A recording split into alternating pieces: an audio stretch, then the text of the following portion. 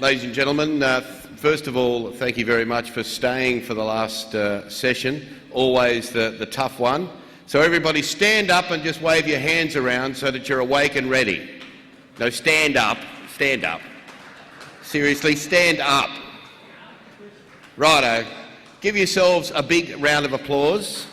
Thank you very much. All right. Okay, so we've got the last session today.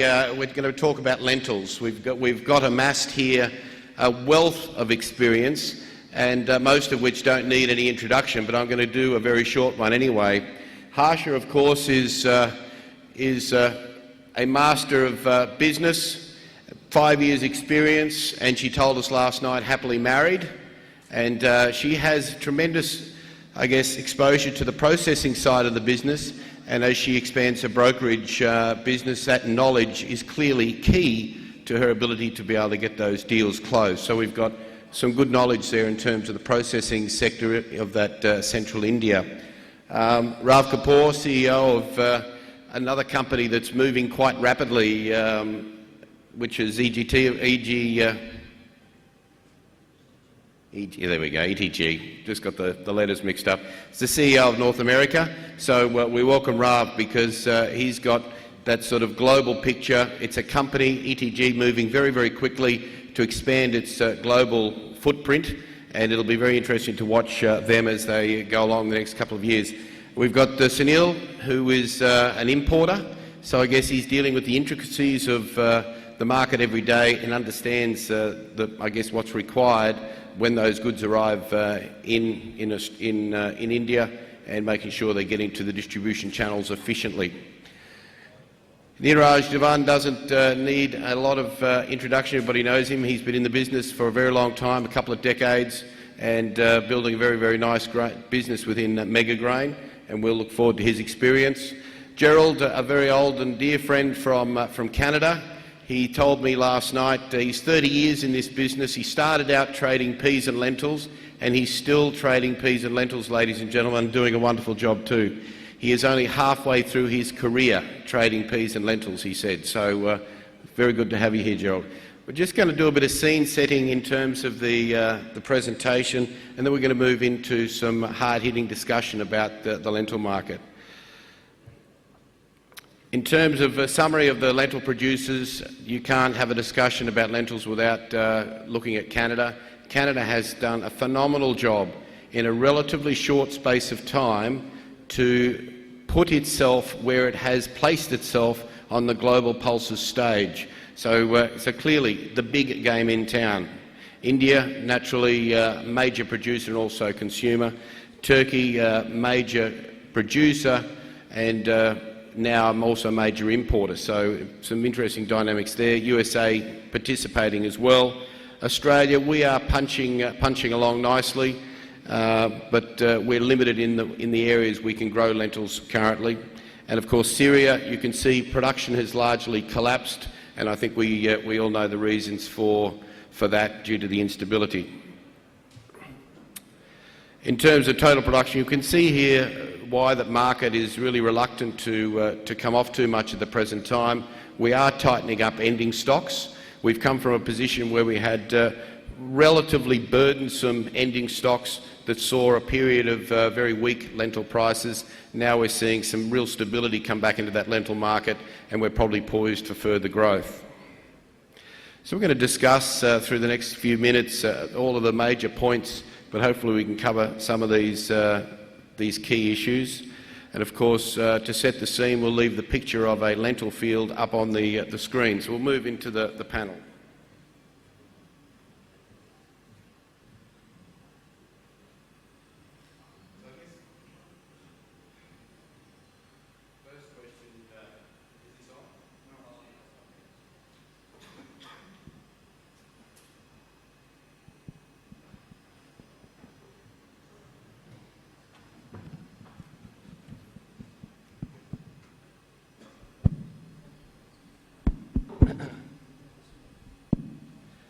I'll ask the first question of Neeraj and then have the panel comment. Let's talk about India. Clearly the big game in town in terms of destination, And we're seeing a lot of changes happening to Indian supply side, particularly yield. So I'd like Neeraj to make some comments as to what you're seeing in India from red lentils. Okay. Coming to Indian part, as per Indian government statistics, area under cultivation is approximately 1.5 million hectares, and as per that, the total production will be approximately 1.1 million ton. And the import as per government data last year was approximately 800,000 ton, and till September the total import was approximately 530,000 ton. Are you saying you think this coming crop will be 1 million tonnes? Till September. No, I'm saying the production for the coming season. As far as the coming season production is concerned, actually speaking, the government data says 1.1 million ton. But 15 days back, myself went to the field, we saw what is actually happening on the ground, and we found out that most of the area which used to be lentil growing area, normally lentil is grown in parts of UP and MP. UP, Bihar and Bengal, these are the three places where the small size crop and medium size crop, lentils, they come in approximately 400,000 ton on an average, if it's a good crop and seeding is proper. And out of Madhya Pradesh area, the total crop is approximately 700,000 ton. But we went to the areas of UP, Etawah, then we went to Baraich, all these areas, we find out the crop is really less there. Approximately what I could find out is approximately 50% crop is less as compared to last year, because farmers have preferred seeding wheat as compared to lentils. So this is the major factor which is going to drive in the coming days. And stocks, when we find out from the millers, are nil, almost nil. And 15 days back or 10 days back, there was a good rainfall in all these areas, which has further delayed the harvesting. The harvesting will start after 25th of March, normally. And I think it will get further delayed, due to which I find for 1 or 2 months there will be big demand of lentils, and people will buy, the millers will be, there will be actual buying by the millers from the importers. So you're saying it could be 500,000-600,000 ton crop max? Max. Okay. Max will be. Chef, can I ask you, what are your thoughts in terms of the crop prospects? This year, I think the production for red lentils should not be much bigger than last year. And if you talk about the carryover from last year, we don't see much of the carryover left here for our own desi lentils here. Production should be a little higher in Madhya Pradesh, but again we had some rain issues a few days back, but that's not a big issue as such right now. If you talk about the other growing area in India, that is UP, Uttar Pradesh, we had less seeding this year in that part of the India, and we had some major weather issues over there for sure for lentils areas, I would say that. Sunil, you want to make a stab at the crop? What are you feeling in terms of the crop outlook? Good afternoon, ladies and gentlemen. I would like to speak in Hindi and Neerav will be translate. Actually, numbers की बात करें तो government के और industry के numbers में काफ़ी फ़र्क है, लेकिन मैं आपको थोड़ा सा पहले ले जाना चाहूँगा। 2005 में जब एक्सपोर्ट जब बैन हुआ था, गवर्नमेंट ने जब इंडिया गवर्नमेंट ने एक्सपोर्ट बैन किया था, उस समय the production of red lentils war greater than it's consumption. Production of red lentil was around 12 to 13 lakh ton, whereas domestic consumption was 9 to 11 lakh ton. The surplus production was hence export. So, and another दूसरा जो कारण रहा है production घटने का, वो सबसे बड़ा कारण रहा है कि प्लांट जो है वो काफ़ी सेंसिटिव होता है लेंटिल्स का, और उसका ह्यूज इम्पैक्ट पड़ता है वेदर का। तो वेदर के ह्यूज इम्पैक्ट के कारण जल्दी ख़राब हो जाता है और फार्मर्स को काफ़ी इसका देखभाल करनी पड़ती है। इसलिए फार्मर्स जो है दूसरी क्रॉप की तरफ मूव हो गया, दूसरी क्रॉप करने लग गया, और इसका एक्सपोर्ट बैन होने के चलते यहाँ पे प्राइसेस भी लेंटिल्स की काफ़ी नीचे आने लग गई, और दूसरी जो क्रॉप्स में काफ़ी पैसे मिलने लग गए। इसके चलते जो है इंडिया का प्रोडक्शन धीरे धीरे कम होने लग गया। लास्ट ईयर जैसे नंबर्स की बात करें तो जैसा नीरज ने बोला कि ये 5 से 6 लाख टन हुआ है, और इस साल भी शायद ये इसी के आसपास होएगा। हालांकि राजस्थान में कुछ एरिया में क्रॉप अच्छा होने की उम्मीद है, लेकिन एमपी और यूपी में रेन के चलते, और प्रेडिक्शन ये है कि अगले 2-3 दिन में और रेन होएगी, तो अगले 15 दिन भी काफ़ी क्रूशियल है इस क्रॉप के लिए। तो उसमें काफ़ी फ़र्क रहेगा यदि वेदर यदि फेवरेबल नहीं होता तो। I think. Thank you, Sunil. I guess the big game in town is Canada, and Gerald, you've been around for a long time. I want to sort of try and keep this big picture in terms of what's happening on farms, because clearly Canadian farmers love growing lentils. Yeah, the Pulse Crop Board in Saskatchewan has done a great job funding research. We've got new varieties. The agronomics are improving all the time for Canadian farmers. So yeah, it's a good fit for the rotation. They've done a good job growing lentils. They've mastered the skill. How much is genetics, or is it the farmers' practices? Because I contrast with what's happening in India, where the Indian farmer is clearly saying, "I'm not making enough money out of lentils." So, how much is genetics and how much is husbandry in terms of the Canadian farmer's success? I think they're both equally important. We've had a lot of work done on disease resistance. There's a comfort level being with the growers now in the agronomics in terms of planting, harvesting techniques. So I think both have worked hand in hand over the last 20 years to get to where we're at today. Wonderful. Rob, you want to make some comments about how you're seeing the global S&D, but particularly North America, and in the context of what's also happening in India?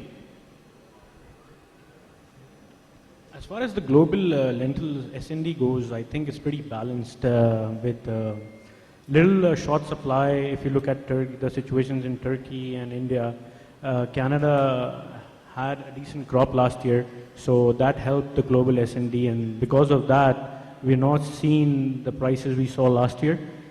Going forward, we see that India is not going to have more than 500,000 to 600,000 tons, which creates a demand for another year of, as Sunil said, for close to 500,000 tons of imports. So out of which I think India has pretty much covered 50 to 60% of what they need in forward contracts up to October, November. If you look at the world market, the only game in town till November is Canada, as you all know, and till November there is no other country which can help the world to import red lentils, and Canada is also pretty much sold out for the current crop year till September, because we don't have stocks more than 150 to 200,000 tons left, which are not spoken for. There could be a bigger number lying on the farm, but most of it has already been spoken for. That means they're already sold for April, May, June, July deliveries. Turkey will have an impact on the market. They're already very aggressive. So is Dubai. And because of Australian farmers not selling, we're seeing a decent amount of demand from Sri Lanka and Pakistan for Canadian reds. Said that, till new crop, I think the market is going to be pretty balanced. We got to see what's going to happen in the logistics sides of Canada. If things don't improve, then you might see a local spike in the prices because of shortages on arrivals. in the Indian subcontinent. Let's talk a little bit about those arrivals. One of the major things that has been a feature of this conference for the last couple of days has in fact been logistics and Canadian logistics. So maybe a 10-second tour of how we got to where we are in terms of Canadian logistics, and what really does fundamentally need to change in the future. I mean, we are where we are today, but what does the industry in Canada need to do to get more rolling stock to be able to satisfy the market when it needs to be satisfied, which has always been an issue out of Canada? Gerald? I'm not going to defend the railroads, and clearly they're an easy target. There are only two of them. Their point would be that we grew almost 2 crops last year, and for us to expect them to move 2 crops in 1 year is unreasonable. Fair enough. Canada is a producer of lots of things other than lentils, believe it or not, and so we have a lot of oil moving, a lot of potash, a lot of lumber. We've also come through probably the most severe winter in the last 50 or 75 years, and that has a significant impact on the operational challenges that the railroad faces. There's a myriad of problems that sort of conspired simultaneously. I think we can do better in the future, and part of that is going to be producing a more normal crop this coming year. I don't think we're going to have the stocks that we had this past year. That was a once-in-a-lifetime scenario. Investment in railroads, we love to see that in terms of more rolling stock. The railroads are trying hard to avoid congestion and challenges like that in Vancouver. It wasn't that long ago that Vancouver was plugged a few years ago. We kind of overwhelmed the port with grain cars.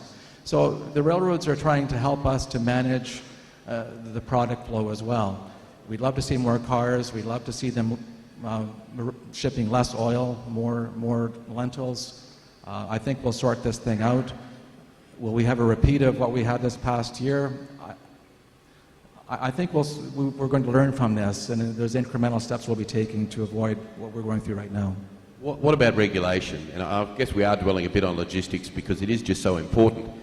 Jeff, in his talk yesterday, mentioned that he's at least got the option to pay over tariff to secure rolling stock. That's not really available in Canada, is it? For the bulk grain movements, there are statutory rates that are in place, and there's rail caps. It's a very convoluted historical discussion, but the railroads are kind of boxed in with regulated rates. So even if we were to offer the railroads more money to get in front of the lineup to get more cars, that scenario doesn't exist. Nor can I buy rail cars and ask them to use our rail cars and run them back and forth to the port. It's a common fleet that we all share. So then the next step is how else can we ship the grain? That involves getting inland containers and working in that direction, pay more freight. But again, those containers have to be stopped and placed inland for us to use. And the volume that wants to move overwhelms the availability of the containers inland. Understood. Staying, I guess, a little bit on regulation, but let's talk about the Indian regulations, particularly the export ban, the licensing for importing product and then exporting it in a value-added format. How important is it to the industry to have that sort of flexibility? I'll ask Harsha and then maybe Rav can comment as well. Well, it's this kind of regulation is pretty interesting at this point of time, wherein you're allowed to import and being a processor, you're allowed to export as well. But the important question is there any parity at the moment? The other thing is, do we have that kind of arrivals right now in India wherein we can apply for that license at right time and then we can decide upon our re-export prices? Because whatever India has traded right now coming from Canada, I think because of the logistical issues, there are a lot of problems, and it is not very effective for an exporter to decide on price and shipments at the moment. So this is a pretty good regulation wherein if we could see a lot of exports happening from India if there is parity in the market, I would say. But if you're the Prime Minister of India, would you get rid of the export ban? It could happen. Harsha could be Prime Minister. I would think she'd make a very good Prime Minister. But would you get rid of the export ban? I'm watching this from so many years, but I don't see a solution to this problem because it is very important to have that kind of production in India If you talk particularly about lentils right now, if you're talking about exports, if you go to the central part of India, that is Madhya Pradesh, our farmers are now getting more into oilseeds rather than going into lentils or pulses, because if you notice from last few years, we are seeing great change in weather all over the world. So weather is a major concern for our farmers as well. If you take oilseeds, even if there is a damage, they still have the price for their product, unlike the pulses. So it's most important that you have that kind of production number here, and then I think the government or the right authorities can think on opening the export of the pulses. Right now, we are not able to see that exactly. I personally think that Indian government is already working on export on versus import. So whatever you import, they can export against that. They want to protect the farmers and they want to keep the inflation to realistic levels. So there is a very thin line they are walking. It's not an easy decision for government of India to balance inflation and protect the farmers. But said that, if they allow exports against imports, it helps the employment. There is a new game in town suddenly on the split market, which is going to make life more competitive for other splitters around the world. Plus, Indian market would be better placed where there will be less speculation, because they will also have an additional exit point.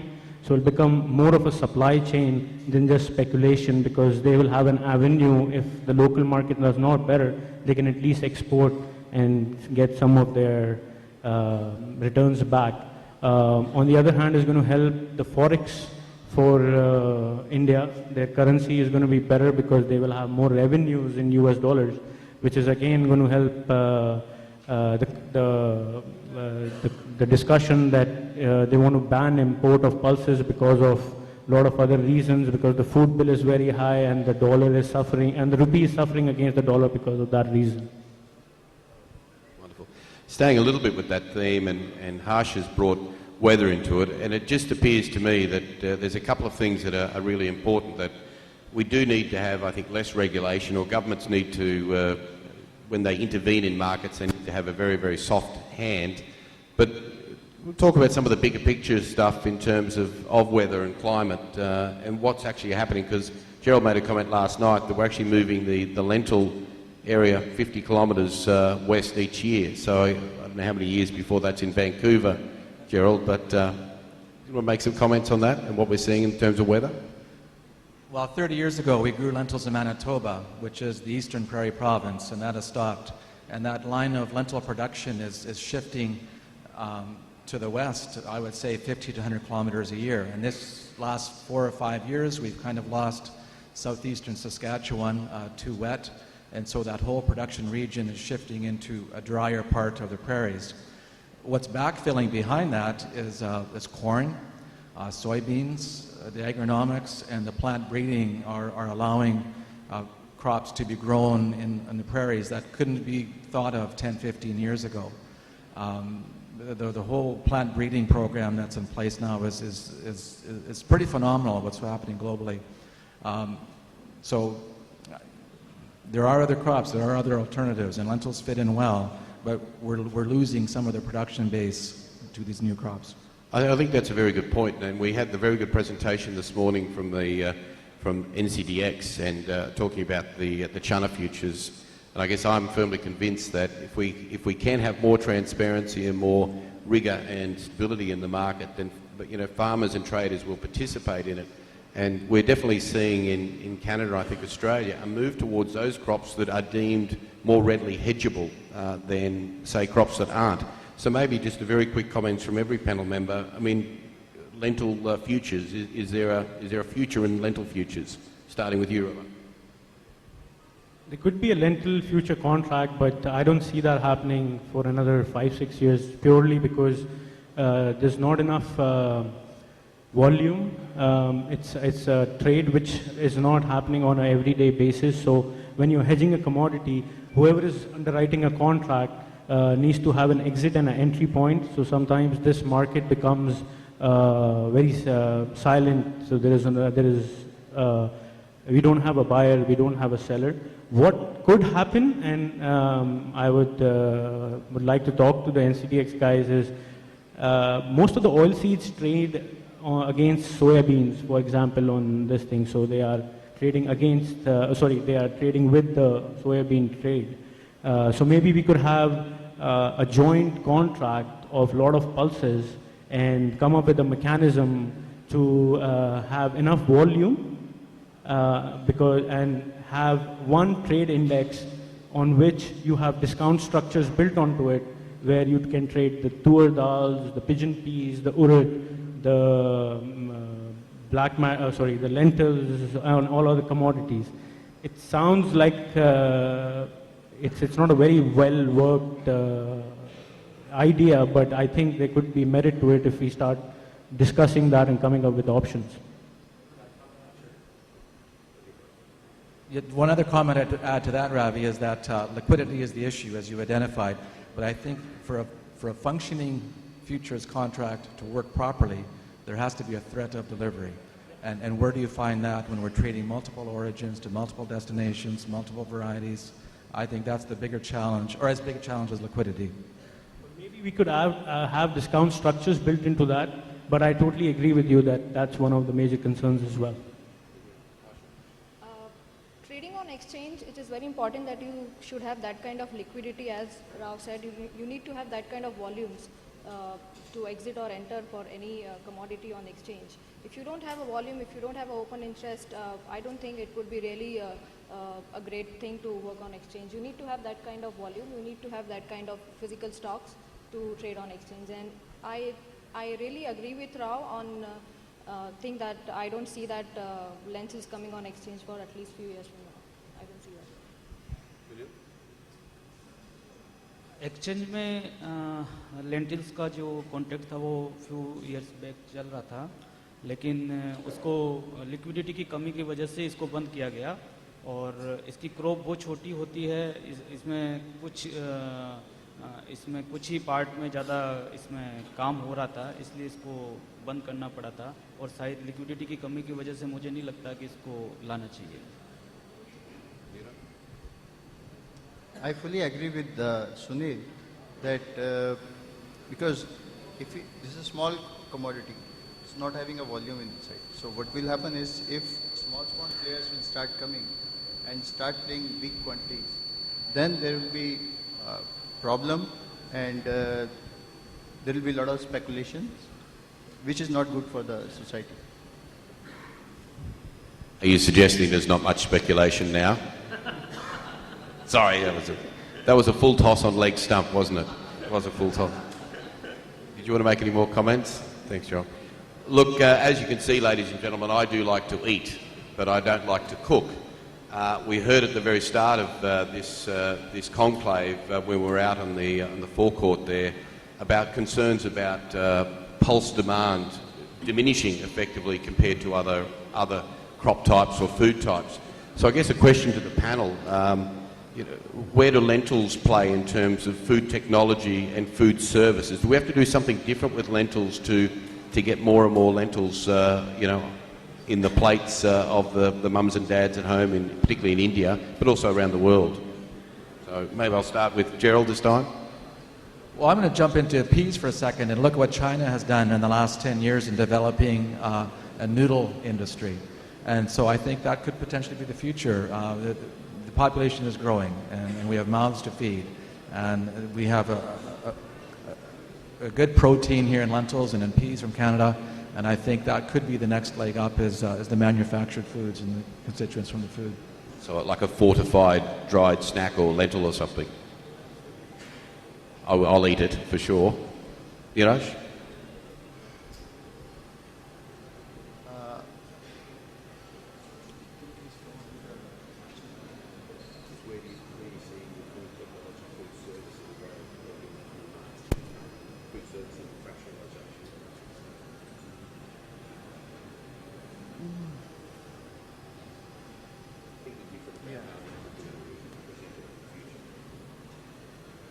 I think there should be more of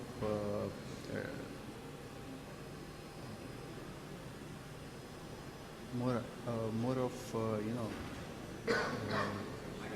snack foods. There should be more of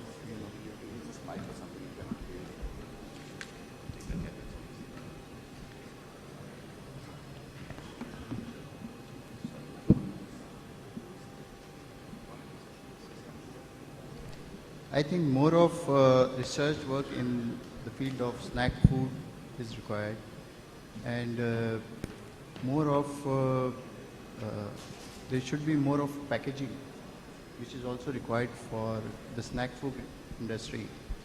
And not only this, the more of advertisement in the field of snack food and for promoting the pulses should be done. So some real opportunities in branding and then brand extension and promotion in terms of the Yes. product. I think it includes all your branding, packaging, your snack food industries, which are now more into the good quality or the better quality products. We could see that happening in several parts of the world. And I think to promote this pulses, I think with a lot of proteins and with a lot of contents, we see that coming up in the future. I could see that. I think the consumption would go higher rather than going lower. I can see that. I'd like to share one of the conferences I attend. It was Nutrition and Pulses. It was organized by the Canadian Special Crop Association, and there was a nutrition specialist. We flew down from New Jersey. On a nutrition value, lentils rate 97 on 100. So, said that, and with the rate of diabetes, rate of heart disease increasing in the world, our lentil consumption right now, or peak consumption, is in a split form, which is a direct intake form, cooking form. Down the line, what I see is most of the pharmaceutical industry, the food manufacturers, they will all need to come to a conclusion, and they have to make a decision that they can carry on with junk food and food with a lot of sodium. So they will start using a lot of pulses which rate very highly on the nutrition value. This will become a norm, may not be a direct intake like we cook in the curries and all, but it could be added into a lot of other snack food and ready-to-eat food. Wonderful, and for the record, I will also eat that as well. Before we sort of throw it open to a few questions from the floor, we've certainly covered a range of topics, and I guess what I'd like to do is just a quick whip around the panel, bullish, bearish, and a price for delivered Navashiva over the next month or two, starting with Gerald. Bullish, bearish, and a price. I had a request this morning for a prompt shipment, and then they said prompt June, July. So obviously that person understands very well what prompt means nowadays. Canada is going to be well sold on our stocks. We're going to have less than 200,000 tons carry out. Most of that will be green lentils, as Ravi mentioned. The red lentil stocks are going to be tight. Turkey is facing some challenges with the current crop. I know it's early, but there's growing concern with what's happening there. We heard yesterday about the drought in Australia, and that obviously colors growers' views to selling the crop. Canada, we enjoyed the glow of a wonderful crop last year. It was only 3 years ago, 2010, and we won't talk about what happened that year. So stocks are tight. The world needs Canada to produce a good crop this year. I think we can all agree that the acres will be up. I'm not sure we can agree that we'll have the same yield as we had last year, and so we're going to revert back to probably trend yields, and perhaps the crop won't be any larger than last year, and I think we're going to need all of it.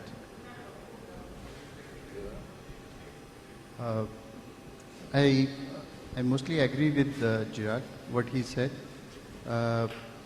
Apart from that, we have to closely watch Turkey, because we come to know there is a drought in that part of area, and they will come aggressively for buying. Already they are buying at $50 above the market price. So we have to look for them. And not only this, we have to see the depleting stocks in Australia as well as in Canada. I think the market, I'm bullish on. It's too bullish, ladies and gentlemen. That's two people bullish. Sunil, it's all up to I'm you. also bullish because there will be higher demand, and I have 3 points for supporting this. In the most part of the India, there is tendency of mixing 2 or 3 pulses and their consumption for taste. Mixing of red lentils with other pulses is the common practice. While mixing these pulses, the portion depends on availability and the price. Moong is not available this time in India at all, and the prices is very high. Tur is also high prices as compared to the masoor. So hence the portion of red lentils will increase in the household, and there will be higher demand. And the second point is red lentil is used in various savories, popular name namkeens in India, and it is most important integrates in red lentils. So its consumption is savories is increasing in India. And third point, Mr. Gerard said that the logistic issues from Canada. So I am very bullish this year. 3 from 3. Harsha, lots of pressure. Not really. See, I would like to start with India first. If you talk about the market view from here, we have our own crop coming like maybe in 15-20 days from all the major growing areas in India. So first of all, we would see some arrivals which were not visible from last few months, from India especially. And then we have some arrivals coming from Canada because of the logistical issues. We expect lot traded in the books might arrive at one time in coming time. So in coming 2-3 months, we could see good supply in India that ways. But if you talk about the other part of the world, if you talk about Turkey, we are seeing some warm weather in Turkey, and we do expect some kind of crop issues there. But you know, as the weather is changing all over the world, it is very difficult to decide at this point of time that Turkey would be dry all time or the harvest would be late or what. So it's really difficult to decide everything right now. But I think the difference between an average crop and a good crop in Turkey is maybe 100,000 tons. And the difference between an average crop and a poor crop is also 100,000 tons. So it is going to be a 1:1 trade in terms of import potential over there.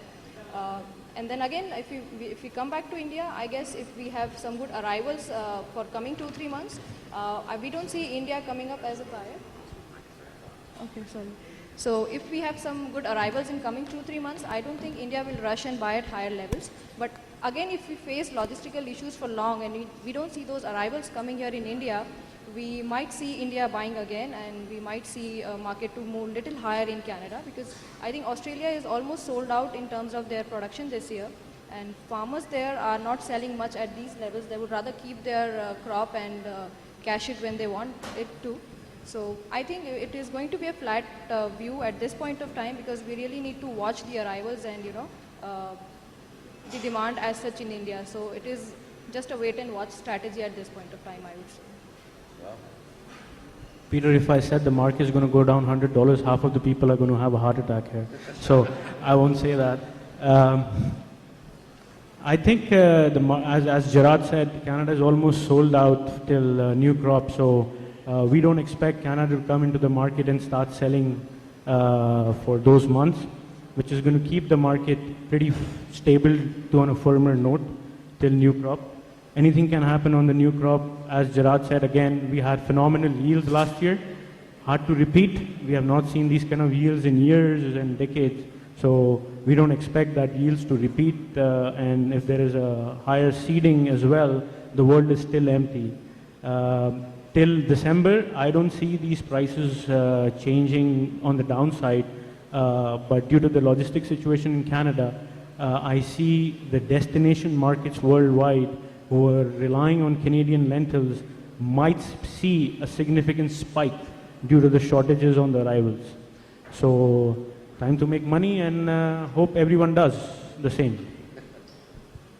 From an Australian perspective, we've already moved probably 120 or 30,000 tonnes thus far, so we've got 10 months before we get another crop harvested. So pretty hard to see the Australian farmer running to sell aggressively in today's market. Well, I think time's up, ladies and gentlemen. I want you all to thank this panel. It's a lovely mix of panelists, Harsha, Rav, Sunil, Niraj and Gerald. Please help me thank them very much.